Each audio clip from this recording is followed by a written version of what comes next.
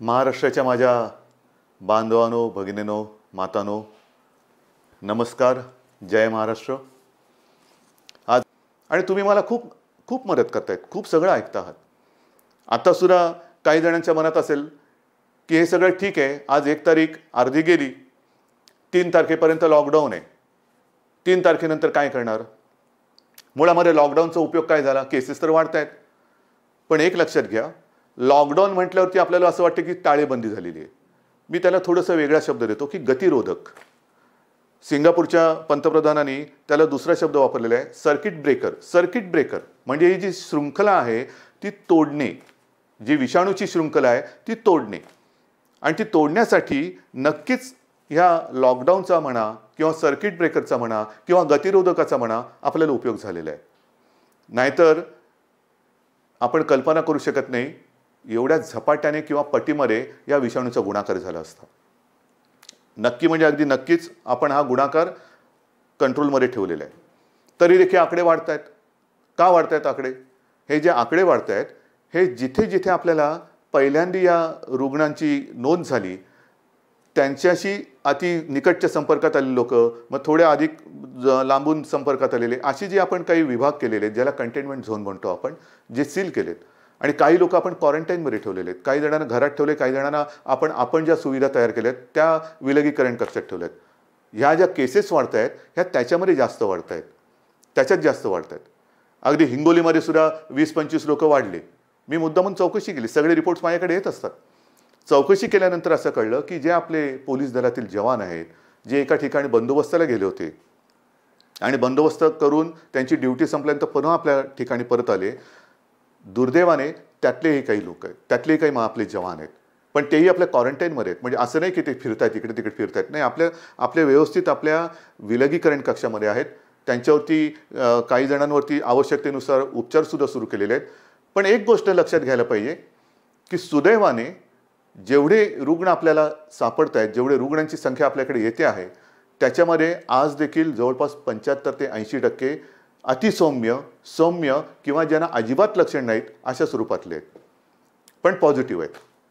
आणि ते पॉझिटिव्ह आहेत म्हणून आपण त्यांना विलगीकरण कक्षामध्ये ठेवतो, कारण तसं ते ठेवायला पाहिजे. नाहीतर लक्षणे दिसत नसली तरी कळत नकळत वाहक म्हणून त्यांच्या माध्यमातून हा विषाणू ते दुसऱ्याला देऊ शकतात. आपण खूप काळजी घेतो. मुंबई महापालिकासुद्धा आणि इतरत्र ज्या महापालिका आहेत तिथेसुद्धा एक वेगळी पद्धत आपण एक काही दिवसापासून अंमलात आणलेली आहे. घरोघरी जाऊन, म्हणजे विशेषतः झोपडपट्ट्या, झोपड्यांमध्ये जाऊन आपण एक साधं उपकरण येतं, पल्स ऑक्सिमीटर, बोटाला लावलं की आपल्या शरीरात ऑक्सिजन किती आहे, त्याचा किती पुरवठा होतोय, त्याची टक्केवारी काय, हे सगळं कळतं. तर त्यांची तपासणी करतोय. 2 लाखाच्या आसपास किंवा त्याच्याहून अधिक आत्तापर्यंत आपण तपासणी केलेली आहे. यातनं काय मिळतं तर महत्त्वाचा जो एक मुद्दा आहे ऑक्सिजन, तो कळतो. आणि त्याचबरोबरीने त्यांना इतर जर काही विकार असतील, कोणाला मधुमेह असेल, कोणाला रक्तदाब असेल, कोणाला आणखीन काही गोष्टी असतील आणि ऑक्सिजन कमी असेल, तर कदाचित अशी लोक ही या विषाणूला पटकन त्याचा प्रादुर्भाव होऊ शकतो आणि गंभीर आजार होऊ शकतो. त्यांना आपण वेळेमध्ये बाजूला करतोय. जवळपास मी जे म्हटलं की 2 लाखाच्या आसपास आपण तपासणी केल्यानंतर साधारणतः 272 लोक ही आपल्याला अशी सापडलेत की ज्यांच्यात ऑक्सिजन लेवलसुद्धा कमी आहे आणि त्यांना इतर काही व्याधी किंवा विकार आहेत. मग काय, मग त्यांना आपण बाजूला करतो. त्यांना नुसता ऑक्सिजन नाही देत, तर मुंबई महापालिका त्यांना इतर विकारावरती सुद्धा, आजारावरती सुद्धा उपचार करते. अशा अनेक गोष्टी चालू आहेत. मग प्लाझ्मा थेरपी असेल, इतर काही औषधं असतील, जिथे जिथे मी गेल्या वेळेला सांगितलं होतं, जे जे काही आपल्याला नवीन नवीन कळते तिथे कुठेही महाराष्ट्र सरकार कमी पडत नाही आहे, अजिबात नाही आहे. एका गोष्टीचा मला अभिमानाने उल्लेख करावा असं वाटतो, तो म्हणजे जे मी आवाहन केलं होतं कोविड योद्धा, त्याला हजारो लोकांनी प्रतिसाद दिलेला आहे. जवळपास 10,000 म्हणजे 20,000च्या वरती लोकांनी इच्छा व्यक्त केलेली आहे, पण 10,000च्या आसपास लोकांनी प्रत्यक्ष तयारी दाखवलेली आहे. त्यातले काही जण आपण आता त्यांना प्रशिक्षण देऊन तयारसुद्धा करतो. म्हणजे असं नाही की नुसते बेडची संख्या वाढवतोय आणि उपचारासाठी डॉक्टर्सच नाही आहे, असं नाही आहे. आपल्याकडे तेही आपण तयारी करतोय. डॉक्टर्स तयार आहेत, नर्सिंग स्टाफ ज्याला म्हणतो तो तयार होतोय, विशेष म्हणजे मला आणखीन एका गोष्टीचा अभिमान वाटतोय की आपल्या मुंबईच्या महापौर किशोरीताई आणि कल्याण डोंबिवलीच्या महापौर या दोघींनीही तयारी दाखवलेली आहे की आम्ही पुन्हा एकदा आमची पहिल्या त्या परिचारिका होत्या, आम्ही पुन्हा ती सेवा द्यायला तयार आहोत. आणि मला असं वाटतं ह्या दोघींनी मध्ये मध्ये जायला हॉस्पिटलमध्ये सुरुवात सुद्धा केलेली आहे. शिक्षण तर पुन्हा एकदा घेतलेलंच आहे, तयारी सुद्धा केलेली आहे. म्हणजे महापौर सुद्धा कमी नाही आहेत, महापौर सुद्धा पुढे येत आहेत, अनेक खाजगी संस्था येत आहेत, खाजगी डॉक्टर्स येत आहेत. पण आज देखील मला असं वाटतं की खाजगी डॉक्टर्स, दवाखाने, क्लिनिक, छोटी हॉस्पिटल्स ह्यांनी अजूनही पुढे यायला पाहिजे. आणखीन काही 2 पावलं पुढे आली पाहिजेत. कारण एक दहशत आहे, कोरोनाची दहशत आहे. त्या दहशतीतून आपण मोकळं झालं पाहिजे.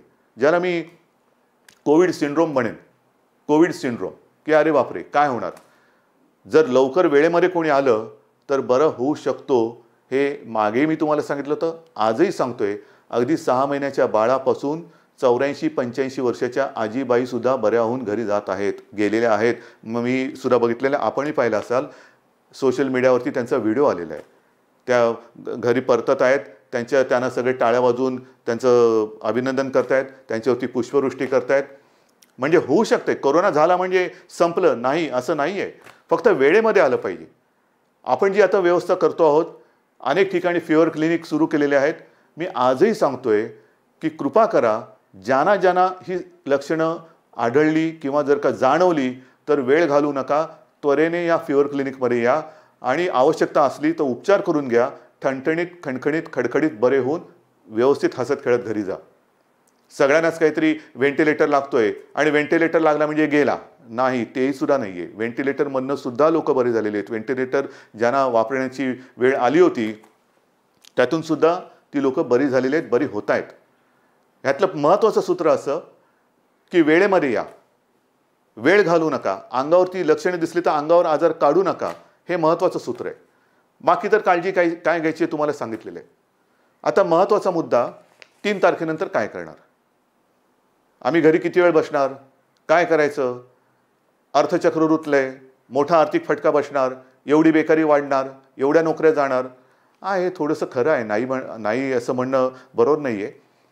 पण अर्थाबरोबर संपत्ती जर म्हणाल तर मला असं वाटतं प्रत्येक राष्ट्राची आणि राज्याची महत्त्वाची आणि खरी संपत्ती ही त्या राज्याची आणि राष्ट्राची जनता असते. तिला प्राथमिकता द्यायला पाहिजे. जनता वाचली पाहिजे.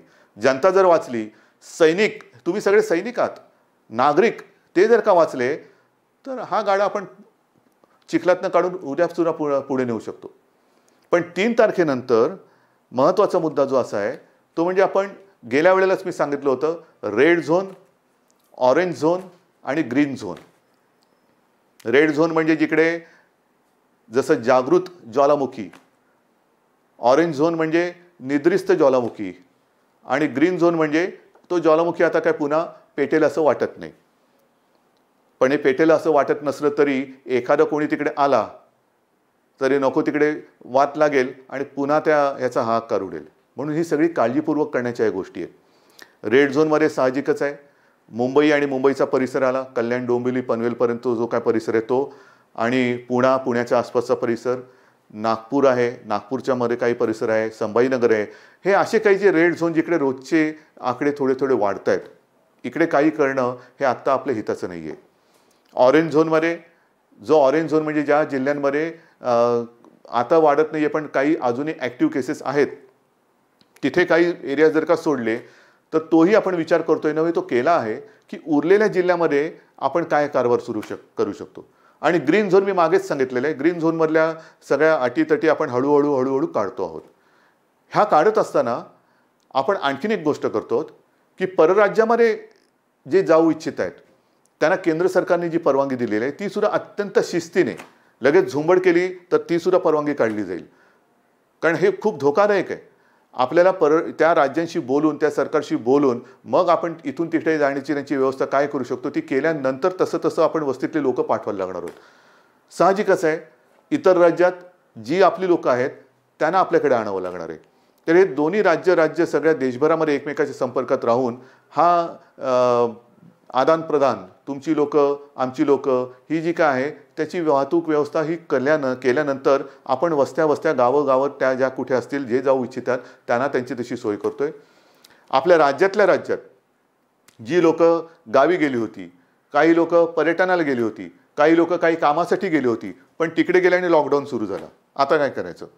त्यांना सुद्धा एकदम सगळेच्या सगळे इथले तिथे तिथले इथे असं न करता तिथल्या तिथल्या कलेक्टरशी बोलून पहिली प्राथमिकता प्राधान्य ठरवून त्यांची जाण्या येण्याची सोयसुद्धा आपण ह्या काही दिवसात करण्याची शक्यता नव्हे तसा विचार करून तीही सुरुवात करू. महत्त्वाचा मुद्दा म्हणजे मी पुन्हा एकदा सांगतो की कोणत्याही परिस्थितीत शेतीवरती कोणतंही बंधन आपण पहिल्याही दिवशी टाकलं नव्हतं, आजही टाकलेलं नाही आहे. शेतकऱ्यांची मला कल्पना आहे, त्यांचा मोसम सुरू होतोय, त्यांना बियाणं खत वगैरे याला कशाचीही कमी पडणार नाही. तुमची शेती कृषी ही जशी तशी चालू राहील. कृषी मालावरती कोणतीही बंधनं नव्हती. इतरसुद्धा जे काही उत्पादन होतं आहे, माल वाहतूक ही आपण मोकळी केलेली आहे आणि हळूहळू ही सगळी बंधनं आता उठवत चाललेलो आहोत. पण ही उठवताना पुन्हा एकदा सांगतो की जर का झुंबड झाली तर मात्र पुन्हा आपल्याला बंधनं टाकावी लागतील, कारण नाईलाज आहे. किंवा नाईलाज हाच इलाज आहे. ग्रीन झोन, ऑरेंज झोन आणि रेड झोन. रेड झोनमध्ये अत्यंत काळजीपूर्वक, म्हणजे तुम्हाला कल्पना असेल की जेव्हा आपण सुरुवात केली तेव्हा मंत्रालयाची संख्या मी 50%, 25%, 5%वर आणली होती. गेल्या आठवड्यामध्ये ती 5ची पुन्हा 25 करण्याचा प्रयत्न केला. मंत्रालयामध्ये काही केसेस सापडल्या. आज मंत्रालय बंद करावं लागलं. म्हणजे आपण प्रत्येक पाऊल चाचपडत नाही, पण सावधानतेने टाकायला पाहिजे, सावध राहून पुढचं पाऊल टाकलं पाहिजे. हळूहळू या सगळ्या गोष्टी होत आहेत. घाबरण्यासारखं काही नाही. मग तुम्ही म्हणाल घाबरण्यासारखं काही नाही, मग मुंबईमध्ये ही तयारी कसली? ती एवढ्यासाठी की आपण जो हेल्थ चेकअप सुरू केलेला आहे त्याच्यात ही अशी काही लक्षणं असलेली कोणी आपल्याला सापडली लोक जी थोडी थोडी सापडत आहेत, तर त्यांना वेळेत उपचार व्हावा आणि तो उपचार करताना कुठेही हॉस्पिटल्स कमी पडू नये, डॉक्टर्स किंवा उपचारांची कुठे उणीव वाटू नये म्हणून आपण या गोष्टी करतो आहोत. मला असं वाटतं बहुतेक सगळ्या गोष्टी मी तुम्हाला सांगितलेल्या आहेत. अगदी आयुष मंत्रालयाची सुद्धा आपण मदत घेतो आहोत. होमिओपॅथी डॉक्टरने काय करायचं, आयुर्वेदिक डॉक्टरांनी काय करायचं, त्यांची सुद्धा मदत आपण फिवर क्लिनिकसाठी घ्यायचा विचार केलेला आहे. त्यांना सुद्धा आपले टास्क फोर्सचे जे डॉक्टर आहेत ते संपर्क करतायत. मुळात एक लक्षात घ्या की संपूर्ण राज्यभर एक चांगली यंत्रणा आपण आता राबवत आहोत. शहरांपुरतं बोलावं तर जिथे जिथे हे हॉटस्पॉट्स आहेत तिकडे सरकारी असतील, महापालिकेचे डॉक्टर्स असतील, खाजगी हॉस्पिटलचे डॉक्टर्स असतील, ते सगळेजण आपल्या टास्क फोर्सच्या डॉक्टर्सबरोबर जेव्हा गरज असेल तेव्हा व्हिडिओ कॉन्फरन्सिंग, व्हिडिओ कॉल किंवा फोनवरनं बोलून उपचारांची एक दिशा ठरवत आहेत. हे सगळं आपण करतो आहोत आणि करू शकतो आहोत. हे सगळं तुम्ही करत असलेल्या सहकार्यामुळे. मी गेल्या वेळेला आपल्याला सांगितलं होतं की डॉक्टर्स, नर्सेस, सगळे वॉर्ड बॉईज म्हणजे मेडिकल स्टाफ, पोलीस, कारण पोलिसांवरती आता ताण जास्त वाढायला लागलेले आहेत, काही पोलिसांना लागण लागायला लागलेली आहे. हे सगळेजण हे देवासारखे आपल्यासाठी खंबीरपणाने लढतायत, खंबीरपणाने लढतायत आणि त्यांना मदत करणं हे आपलं काम आहे. 3 तारखेनंतर जसं मी तुम्हाला सांगितलं की आत्ता जेवढी बंधनं आहेत त्याच्यापेक्षा अधिक मोकळीक ही नक्की आपण प्रत्येक झोनप्रमाणे देणार आहोत. पण घाई गडबड न करता आपण ही मोकळीक देणार आहोत. कामं सगळ्यांची चाललेली आहेत, मला कल्पना आहे.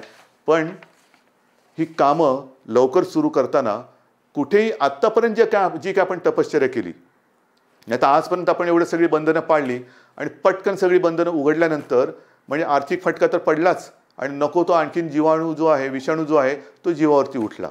तसं होऊ न देता आपल्याला पुन्हा आपल्या जीवनमानाची गाडी जी आहे, आयुष्याची गाडी आहे, राहणीमान जे आहे ते पूर्वपदावरती आणायचे.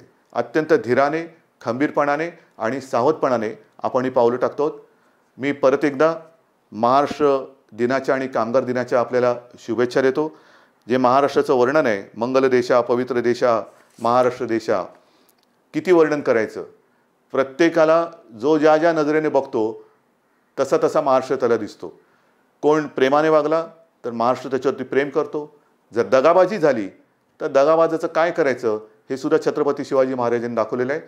फुलांच्या देशा, पवित्र देशा हा महाराष्ट्र हा सर्व सर्व सर्व अंगाने संपन्न आहे, सुधारणावादी आहे, प्रगत आहे आणि पुन्हा सांगतो देशालाच नव्हे तर जगाला दिशा दाखवणारा आहे. अशा या महाराष्ट्राचे सगळे आपण पुत्र आहोत, सगळ्या आपण कन्या आहात. सगळ्यांच्या वतीने मी महाराष्ट्राचा मुख्यमंत्री म्हणून पुन्हा एकदा निर्धार करतो आहे की हे युद्ध आम्ही जिंकणारच आणि त्या जिंकण्यासाठी तुमची साथ सोबत ही अशीच असू द्या. जय हिंद, जय महाराष्ट्र.